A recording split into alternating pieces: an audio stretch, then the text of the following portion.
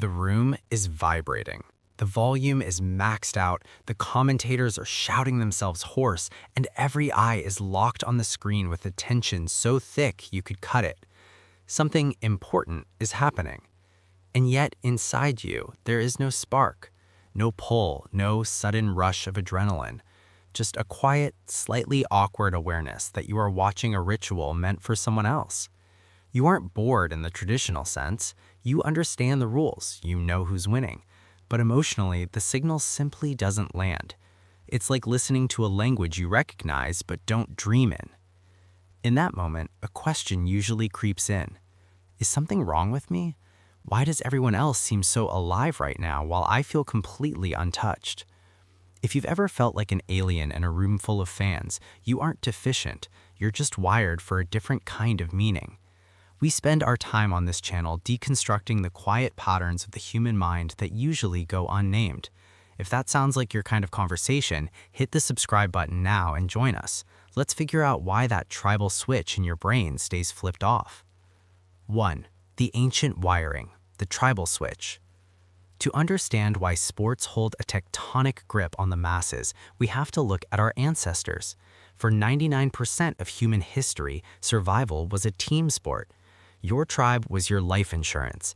If your group won the hunt or defended the territory, you lived. If they lost, you died. Modern sports are a biological hack for this ancient wiring. They offer a safe, socially sanctioned way to activate the us versus them mechanism. When a team wins, the fan's brain floods with dopamine and testosterone, the same neurochemistry as a victorious warrior. But here's the insight. The us versus them switch isn't broken in you. It's just more selective. For some, geography or family tradition is enough to flip the switch.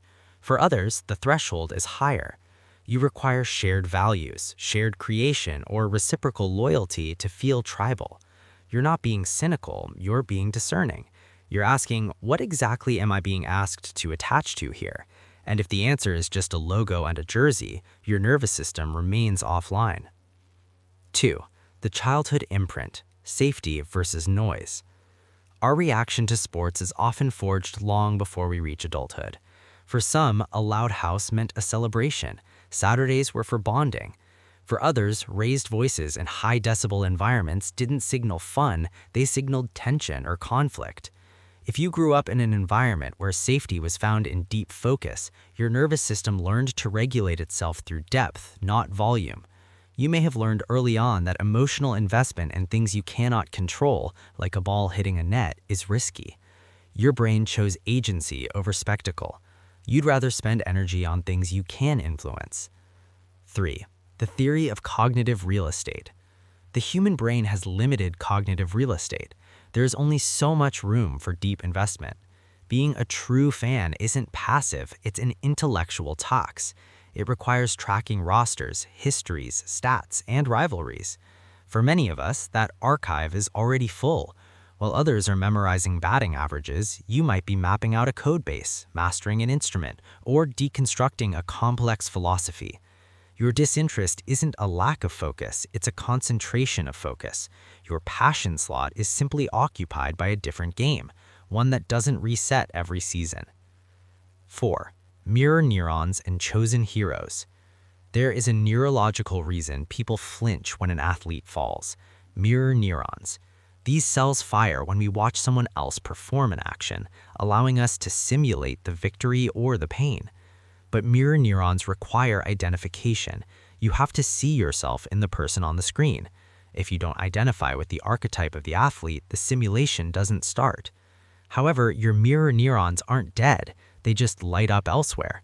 They fire when you see a coder solve a logically impossible bug, or a writer find the perfect sentence, or a craftsman turn raw wood into art. The surge of vicarious triumph is the same. The target is just different. You didn't reject the thrill, you just chose different heroes. 5. The weight of micro-silences. In our culture, sports function as a social currency. When you don't have that currency, there's a social cost. You felt it, the micro-silence when you admit you didn't see the game, the look that says you're antisocial or trying to be different. This creates a quiet shame. We start to believe our neutrality is a defect. But neutrality is not judgment. Disinterest is not a lack of empathy. It's simply a mismatch between what a culture treats as meaningful and what actually resonates with your specific nervous system. Watching sports is a form of outward absorption. It's a beautiful, temporary escape. But for those of us who don't feel the pull, we find our flow state in inward absorption. While the stadium is roaring for a narrative someone else wrote, you are likely in your workshop, your office, or your own mind, writing a narrative of your own. You aren't standing outside of life watching it pass by. You are playing a different game, a longer game, one where the score isn't kept by a clock, but by the slow, steady progress of your own growth. So the next time the room erupts and you feel nothing, don't apologize. Your silence isn't emptiness. It's the sound of a mind that is busy building something else. If this articulated something you've felt but couldn't name, let me know in the comments. What is the game you're playing instead of sports? Where does your attention naturally go?